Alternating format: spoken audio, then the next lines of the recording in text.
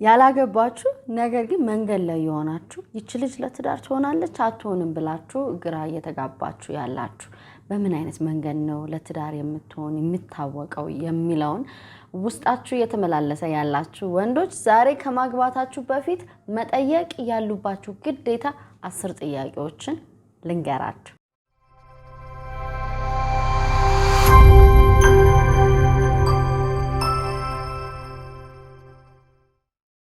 እንዴት ናችሁ? ፍቅር ይበላልኝ የስነ ልቦና ባለሙያ እንዲሁም ደግሞ የጋብቻና የሪሌሽንሺፕ አማካሪ።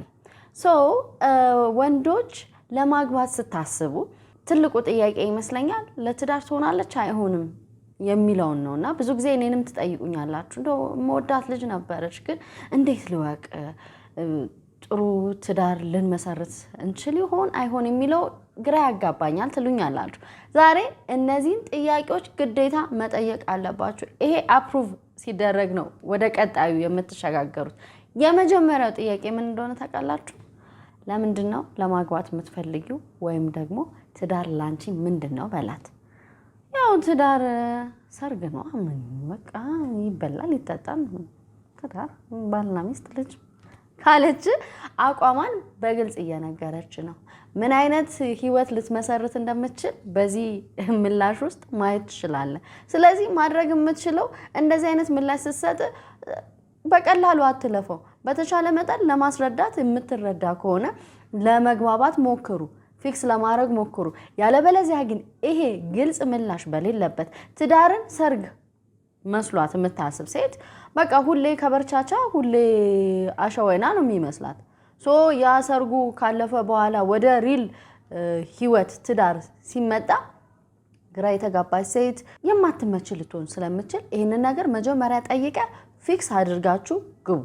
ወደ ሁለተኛው በህይወትሽ ዋጋ የምትሰጫቸው 3 ነገሮችን ንገሪኝ በላት። ሰው ለእምነቱ ቦታ ይሰጣል። ሰው ለስራው ለትምህርቱ ወይም ለጓደኞች ኦፍ ኮርስ ቤተሰብም ቦታ አላቸው። ነገር ግን ጥበብ ያለ እይታ ነው ያላት ወይ ሰፊ እይታ ነው ያላት የሚለውን ማወቅ የምትችለው እሷ በህይወቷ የምትሰጣቸው ሜጀር የሆኑ ነገሮችን ስትነግር ነው። የራስንም ቫልዩ ከሷ ቫልዩ ጋር ይሄዳል አይሄድም የሚለውን ነገር ታስተያያለህ። ለምሳሌ እንበልና ላንተ ሃይማኖት ወይም መንፈሳዊነት ትልቅ ቦታ መስጠው ነው። እሷ ግን በህይወትሽ የምትሰጣቸው 3 ነገሮች ስትላት ጭራሽ መንፈሳዊ ነገር ከሌለ እሱ ጋር መስተካከል ያለበት ነገር አለ ማለት ነው። ምክንያቱም አንድ ላይ ልትኖሩ ነው፣ የእድሜ ዘመን ጥምረት ነው ትዳር። እሷ መንፈሳዊ ነገር ላይ ቦታ የሌላት ሆና አንተ ቦታ ያለ ከሆነ እንዴት ነው አስኬደዋለሁ ብለ ያሰብከው? ስለዚህ እነኚህም ነገሮች በጣም ወሳኝ ናቸው ነገህን ስለሚጠቁሙ። ገና ለገና የተጀመረ ሪሌሽንሺፕ ሁሉ ጥሩም ቢሆን ባይሆን ልጅቷ አሪፍ ጸባይ ቢኖራትም ባይኖራትም በቃ ወደ ትዳር መሄድ አለበት የሚል አመለካከት በአንዳንድ ሰዎች ላይ አያለው which is so wrong። ልክ አይደለም። እጮኝነት መተዋወቂያ ነው። የሚሆን ከሆነ ወደ ትዳር የማይሆን ከሆነ ዛጋ ሊቆም። ያለበለዚያ ትዳር ላይ ብዙ ዋጋ ያስከፍላል። ከናንተም አልፎ የምትወልዷቸው ልጆች ስነ ልቦና እድሜ ራሱ በብዙ ነው አፌክት የምታደርጉት። ስለዚህ አንደኛው ጥያቄ ይሄን ጠይቅና ቆም ብለህ ማሰብ ይኖርብሃል ከሚሰጠው ምላሽ አንፃር ማለት ነው። ሌላው የረጅም ጊዜ ግብሽ ምንድነው በላት። በቃ ምን ህይወት አጭር ናት መኖር በቃ ምንድነው ይሄን ያህል መጨነቅ? ረጅም ጊዜ አጭር ጊዜ እኔ በእናት ነገ ልኖር አላቆም ብትል ኦፍ ኮርስ የሆነ እውነታ አላት። ይሄ ማለት ግን ነገን አናስብም ማለት አይደለም። ዛሬን እንኖራለን ግን እንደ ሰው ደግሞ ነገን እናቅዳለን። ስለ ቤተሰብ እናስባለን። እንዲሁም ደግሞ ምን አይነት እንደ ሴት ምን አይነት ሚስት ምን አይነት እናት ልትሆን እንደምትችል ታቅዳለች። ከ10 ዓመት በኋላ ራሷን የት ማግኘት እንደምትፈልግ የሆነ ፕላን ይኖራታል አሳቢ ከሆነች። ነገር ግን በቃ የዛሬን ብቻ ኖሬ ነገን አላቅም የምትል ከሆነ አንደኛ በፋይናንስም አስቸጋሪ ሰው ነው የምትሆነው። ያገኘችውን ሁሉ ወደ ውድም ካገኘችው ሁሉ ከበርቻቻ እንዲሁም ደግሞ ምን አይነትስ ምሳሌ የሆነች እናት ትሆናለች ብለህ ታስባለህ? ላንተስ ሰፖርት የምታረግ ነው ወይስ ጭራሽ ለምትሄድበት መንገድ እንቅፋት ነው የምትሆነው የሚለውን አሰስ የምታረገው የረጅም ጊዜ እቅድሽ ምንድነው የሚለውን ስትጠይቃት ምላሽ ዛጋ ክሊርሊ ነገህን ቁልጭ አድርጋ ታሳያለች ማለት ነው። ማለት በዚህ መልስ እንግዲህ የማይጥም መልስ ካገኘ ዛጋ አቋርጠው ይያልኩ አይደለም። የምትግባቡበት መንገድ ትፈልጋለህ ለመነጋገር መሞከር። ነገር ግን ሪጅድ ከሆነች ምንም የሚስተካከል አይነት ካልመሰለ ሪሌሽንሺፕ አልፎ ትዳር ከገባችሁ በኋላ ብዙ ነገር ከሚከሰት ከወዲሁ ያው አማራጩን መውሰድ ነው። ሌላው ኢምፖርታንት ነገር ስለ ገንዘብ ያላት ግንዛቤ ማለት ገንዘብ ላንቺ ምንድነው እንዴ? ገንዘብማ ያለ ገንዘብማ ምን ህይወት አለ? እኔ ገንዘብ የሌለው ሰው አይመቸኝም። እኔ ድሃ አይመቸኝም። ምንድነው ትዳር ራሱ ለገንዘብ አይደለ እንዴ? እኔ አሁን ለምሳሌ ከድሃ ጋር ማን ጊዜውን ያጠፋል? በቃ እኔ ደልቶኝ መኖር ነው የምፈልገው። ልጆቼን ግራውንድ ፕላስ 4 ቤት ውስጥ ማኖር ነው የምፈልገው። አሪፍ ብራንድ ጫማ፣ አሪፍ እንትን በቃ ላይፉ ከገንዘብ ሌላ ምን አለ ብለህ ነው ትርጉም የሚሰጠው ራሱ ገንዘብ ሲኖር ነው የምትል ከሆነ የዚች ልጅ ቫልዩ ገንዘብ እንጂ ሌላ ምንም አይደለም። እኔ ደግሞ አንድ ነገር አምናለሁ፣ ሰው ለሁለት ጌቶች መገዛት አይችልም አይደለ? መጽሐፍ ቅዱስ እንደሚናገረው አንዱ ገንዘብ ነው፣ አንዱ እግዚአብሔር ነው። የሚገርማችሁ ገንዘብ እኮ አያስፈልግም አይደለም በዚህ ክፍል ውስጥ የሚለው ግን በጣም ለገንዘብ ያለን ቫልዩ ከመጠን በላይ ሲሆን ከሰውም በላይ ካስቀመጥ ነው ምንም ነገር እናረጋለን ገንዘብን ለማግኘት። ምንም ነገር ባይዘው ገንዘብ የሚያመልክ ሰው ለገንዘብ እጅግ የተጋነነ ቦታ የሚሰሰው ግደል ቢባል ይገላል፣ ስረቅ ቢባል ይሰርቃል፣ ሃይማኖትን ካድ ቢባል ይክዳል። ምንም ነገር ነው የሚያደርገው as long as ገንዘብ ያገኝ እንጂ። እንሰማለን እኮ አንዳንድ ባለጠጎች በምን አይነት መንገድ ገንዘብ አገኙ የሚባለውን አያችሁ። ዓለማችን ለገንዘብ ያላት ቦታ በጣም ሲስተሙ እዛ የተጋነነ ነውና እኔ ገንዘብን የሚያመልኩ ሰዎች ወይም ከመጠን በላይ የተጋነነ የንዋይ ፍቅር የገንዘብ ፍቅር ያላቸው ሰዎች ሰው ይወዳሉ ብዬ አላምንም። የእግዚአብሔርን ፍቅር ውስጣቸው አለ ብዬ አላምንም። ስለዚህ ኤኒ ታይም ልትክድ ትችላለች። ብታጣ ነገ ጧት ሀብታም እንኳን ብትሆን አንተ በሆነ ችግር መቼ ሰው የሚኖርበት ነገር አይታወቅም። በሆነ ጉዳይ እንከን ቢያጋጥም መስራት ብታቆም ከገንዘብ ምንም እንደማይበልጥ ነግርሃለች።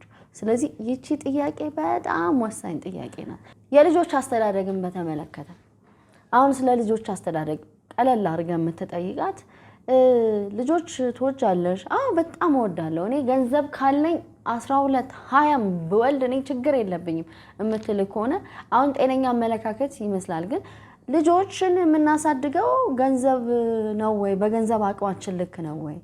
ብዙ ገንዘብ ያለው ሰው በደንብ ልጅ ያሳድጋል ማለትስ ነው ወይ? ልጅ በገንዘብ ብቻ ነው ወይ የሚያድገው? የልጅ ፍላጎት ከዚህ የሰፋ አይደለም ወይ? ፍቅር አይፈልጉም? ትኩረት አይፈልጉም? ህልማቸውን ማጋራት አይፈልጉም? ጊዜ አይፈልጉም ከኛ? ሚሊዮነር ስለሆንክ አሪፍ አባት ትሆናለህ ማለት አይደለም። ወይም እሷም በቃ በሀብት ውስጥ ስናንደላቀካት አሪፍ እናት ሆናለሁ ብላ ካሰበች ዴን በገንዘብ የምትደልል እናት ናት የምትሆነው ማለት ነው። አውቃለሁ አንዳንድ ወላጆች ለምሳሌ የ30 ሺህ ብር ጫማ ለልጆቻቸው ስለገዙ ታብሌት ስለሰጧቸው በጣም በቃ ጌሚንግ የኮምፒውተሮች የላፕቶፖች ምናምን ስለሰጧቸው ለልጆቻቸው they think በቃ ዓለምን ገዝተው ይሰጧቸው ነው የሚመስሏቸው። ልጆቹ ግን ሱሰኛ ይሆናሉ፣ ቤተሰቦቻቸውን የሚጠሉ ይሆናሉ። የት ይዋሉ የት ይደሩ የሚያውቁት ነገር የለም። you know why? because ለነሱ ልጆች የሚያስፈልጋቸው ቁስ ነው ብለው ያስባሉ። ለልጆች ግን ፕራይመሪ ፍላጎት ትልቁ ነገር ፍቅርና ትኩረትና እንክብካቤ ነው እንጂ ገንዘብም አልነበረም። ይሄ ማለት አያስፈልጋቸውም ቆንጆ ነገር እያልኩኝ አይደለም። ነገር ግን ልጆችን በገንዘብ ብቻ ገንዘብ ስላለን ብቻ ማሳደግ እንችላለን ብለን የምናስብ ከሆነ ሻሉ አስተሳሰብ ነው። የልጆችን ፍላጎት አለማወቅ። አንዳንድ ሰው ገንዘብ ይሰጥና የሚጠፋ አለ። ከእናቶችም ከአባቶችም አይቻልም።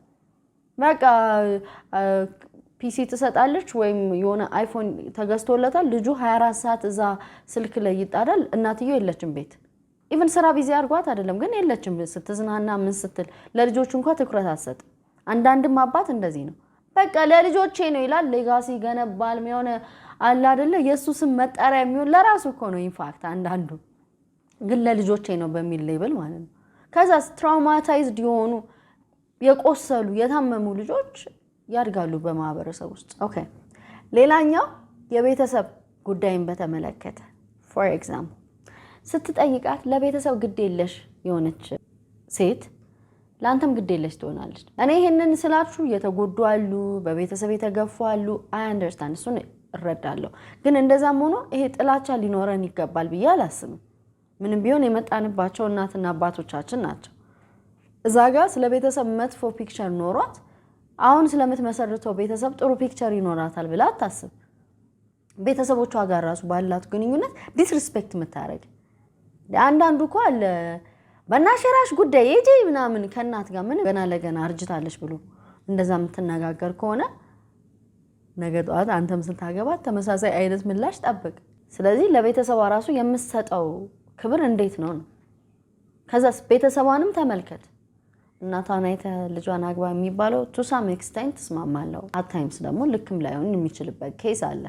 አማትን በተመለከተ አረ የባል ዘመድ እንትን ነው ምናምን ከተባል ገና መጀመሪያ እንዴ መጃየሻቸው ሁሉም የባል ዘመድ እንደዛ ነው። ኦፍ ኮርስ የምናየው ነገር አለ በእኛ ካልቸርም በአጠቃላይ ምን ፊልም ላይም ሳይ እንዴ ተመሳሳይ ነገር አለ። ይሄ ማለት ግን ገና ለገና በጥላቻ የምትጀምር ሴት አረረረኒ ማንንም የባልን ቤተሰብ እኔ ማስጠጋት አይፈልግም። የነሱ ምንም ፊት ማየት የለባቸውም። ልክ አይደለም እንደዛ። ኦፍ ኮርስ በገደብ ይኖራል። ግን አቲቲዩዷን ተመልከት። አመለካከቷን ከንጹህ አመለካከት ነው ወይስ በጥላቻ ላይ መሰረት ያደረገ ነው የሚለውንም ተመልከት።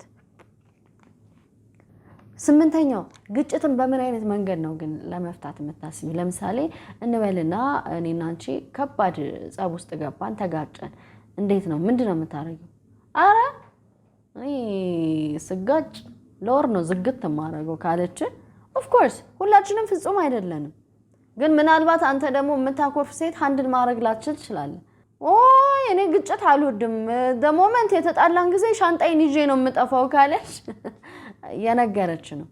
አንዳንድ ሰው ለግጭት መፍትሄ የሚመስለው በቃ ያንን ነገር የኢንቨስት ያደረገበትን ነገር ከታድርጉ መሮጥ ሱማ አይደለም።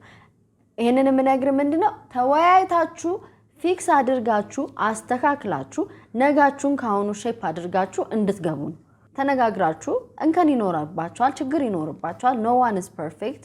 ግን ደግሞ በምን አይነት መንገድ ነው ወይም ደግሞ ኤክስፔክቴሽንን በደንብ ታውቃለህ። በቃ ምን አይነት ሴት እንደሆነች ኦሬዲ ነግራለች። ሶ ሙቭ ኦን። 9ኛው ፍቅርን በምን አይነት መንገድ ነው የምትረዱና አንቺ እንዴት ነው ፍቅርን የምትገልጪው? ከዛ ሰው ወይም ደግሞ ከኔ በምን አይነት መንገድ ነው መቀበል የምትፈልጊው ትላታለህ። በዚህ ጊዜ የፍቅር ቋንቋውን ትረዳለህ ማለት ነው። ወይኔ እኔ እኮ በቃ እኔ አይ ላቭ ዩ ስባል በጣም ነው ደስ የሚለኝ። እኔ በቃ ስሬ ምናምን ቴክስት የኔ ፍቅር ስባል እንደሚወደኝ ሲነግረኝ በቃ ለኔ ዓለሜ ነው ካለች ሺ ኢዝ ቴሊንግ ዩ እንደዚህ ነው የምፈልገው ነው። ሶ እሷም ፐርሲቭ የምታደርግበት መንገድ ፍቅርም በቃል ነው የበለጠ። አሁን አንተ ለምሳሌ ፍቅርን የምትገልጸው የሆነ ነገር ፊክስ በማድረግ የሚያስፈልጋትን ፕሮቫይድ በማድረግ በመግዛት በማስተካከል ሊሆን ይችላል። ግን ለሷ ደግሞ ቤዚክሊ ፍቅር ማለት አይ ላቭ ዩ ነው ካለች ወደ እሷ ቋንቋ ለመረዳት መሞከር። ሴቶችም እንደዛው። ያለበለዚያ አንተ መቼ ነው ግን በቃ አፈቅርሻለሁ የምትለኝ አታፈቅረኝም እኮ ስትለ እንዴ እኔ ባላፈቅርሽ ኖሮ ያንን ሁሉ ነገር አረግልሻለሁ እንዴ? እኔ ባላፈቅርሽ ኖሮ ባለፈው ዕለት እንደዚህ እንትንሽ ተበላሽቶ ጠግንልሽ ነበር እንዴ? ባላፈቅርሽ ኖሮ ኖ። ለሷ ፍቅር ማለት ቃላት ነው ማለት ተግባር አይደለም እያልኩ አይደለም። ግን የበለጠ መፈቀሯን የምትረዳው በቃላት ከሆነ ወደ እሷ ትቀርባለህ፣ እሷም ወደ አንተ ትቀርባለች ማለት ነው። ያለበለዚያ ከተጋባችሁ በኋላ ለምሳሌ አንተ ልብስ አጥበ ሌትስ ልብስ አጥበ ቤት አጸዳርተ ምናምን ጠብቃት እሷ ገና እንደገባች ልትናደድ ትችላለች። እኔ ምን መቼ ነው ግን ላስት ታይም አፈቅርሻለሁ ያልከኝ? እኔ በእናትሽ ቃላት ምናምን ሰው አይደለሁም፣ እንደዚህ አይነት ሰው አይደለሁም፣ አታስጨንቂ። እኔ እኮ ግን አፈቅርሃለሁ ምላስር አንቺ ነሻ እና አታፈቅረኝም ማለት ነው። ማን አለ? እኔ ባላፈቅርሽ ቤቱን አጽድቼ ጠብቅሽ ነበር አይገባሽም እንዴ? አንቺ የጸብ ምክንያት ይሆናል እንዴ? እኔ ምን ያደርግልኛል? ማን አጽዳለ? እኔ አጸዳ አላጸዳ ለእኔ እሱ ምንም አይደለም። እኔ ማጸዳ የለ እንዴ? ምንድነው ፉክክር ነው እንዴ የምታደርገው? ምን አለበት አንተ አይከፈልበት አይላቪው ብትለኝ ጭቅጭቅ።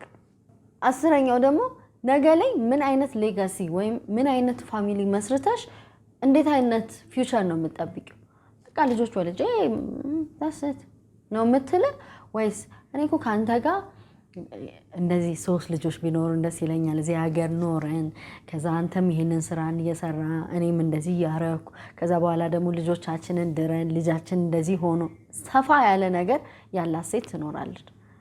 ዩ ሲ የበለጠ ይገፋፋል ከዛ ሴት ጋር እድሜ ዘመንን ለማሳለፍ ወይም አንዳንድ ሰው ደግሞ ምናልባት ትዳር የምትመሰርተው የቤተሰቦቿን ህይወት ለማሳለፍ ፋይናንሻሊ ወይም እየቀበጡ ለመኖር ብላ የምታስብ ትኖራለች ባይዘው እንዴት ነው ነገ ላይ ምናምን ስትላት የምን ሌጋሲ ወይኔ ፏ ብዬ በቃ እግሬን ሰቅዬ ሼፍ ይኖረኛል ቤቴ ምግብ ይሰራልኛል ምናምን ልጆቼ ከትምህርት ቤት የሚያመጣቸው ሾፌር ይኖራል ሞግዚት ይኖራቸዋል ወይኔ ጭንቀት ምናምን አልወድም መስራት አልፈልግም ቤት በቃ እንደ ፕሪንሰስ ሆኜ ልዕልት ሆኜ ነው መኖር የምፈልገው ወይኔ እስካሁን የለፋሁት ይበቃል ምትልከውና አንተ ደግሞ እንደዚህ አይነት ኑሮ ካልፈለክ ችግር የለም የሚፈልግም ሰው ይኖራል ካልፈለክ ግን አይሄድም ማለት ነው ማንንም ጀጅ ለማድረግ አይደለም ግን ፍላጎቱ አብሮ የሚሄድ ሰው አብሮ መሄድ ይችላል ያለ በለዚህ አንተ ሌላ እየፈለክ እሷ እንደዚህ ምላሽ ከሰጠች ቆም ብለህ ማሰብ ነው ቤቱን ሃንድል እንደምታደርግ ልጆቿን በምን አይነት መንገድ እንደምትመራ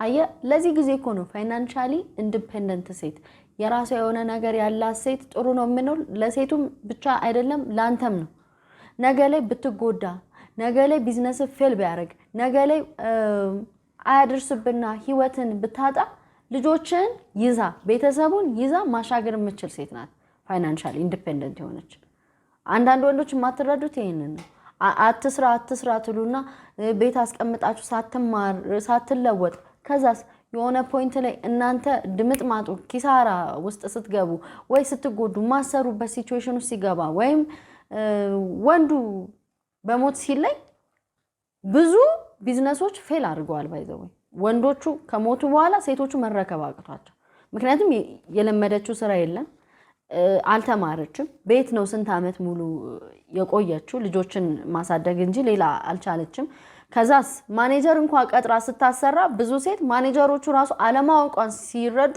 እንደፈለጉ ነው የሚያረጉት ቢዝነሱ ኮላፕስ ያደርጋል ወይ ሌላ ሰው ይረከባል ማለት ነው ብዙ ቢዝነሶች አይቻሉ ስለዚህ ምን ልል ነው በጣም ታታሪ ሴት ምረጥ ነገ ላይ ፊውቸር ያላት ላንተ አቅም የምትሆን አብራ መሄድ የምትችል የምታፈጥን እንጂ የማታዛገይ ወደፊት እንጂ ወደ ኋላ የማታስብልን ሴት ምረጥ ምንም ቢሆን ፓርትነር መሆን የምትችል እንጂ ኢንኬዝ እንኳን ብለህ አስብ ሴት ራሷን በገንዘብ መቻሏ መማሯ ከራሷም አልፎ ላንተም ነው ክብር ላንተም ነው ጌጥ ላንተም ነው ድጋፍ ሁሌ ጥሩ ነገር ላይ መጣ ይችላል ኢን ላይፍ መክሰርም አለ መታመምም አለ ህይወትን ማጣት አለ ያኔ ምን ልትሆን ነው አስበው ብዙ ምናቃቸው ታሪኮች አሉ ስለዚህ እነዚህን ጥያቄዎች ጠይቀ የተሰጠን ምላሽ አናላይዝ አድርገ ትሆነኛለች አትሆነኝም የሚለውን መወሰን ይችላል ማለት ነው ወንድሜ ምን ታስባላችሁ ላይክ አድርጉ ሰብስክራይብ ያላደረጋችሁ ቻናላችንን ሰብስክራይብ በማድረግ ቤተሰብ ሁኑ የደውል ምልክቷን ስትጫኑ በየጊዜ የሚወጣ የፍቅር ይበልጣል ዩቲዩብ ቻናል ቪዲዮ ይደርሳችኋል ሼር አድርጉና ለብዙ ሰዎች አጋሩ ለብዙ ወንድ ጓደኞቻቸው ይመልከቱት ወንድሞቻችሁም ሊሆን ይችላል ወዳችኋለሁ ቻው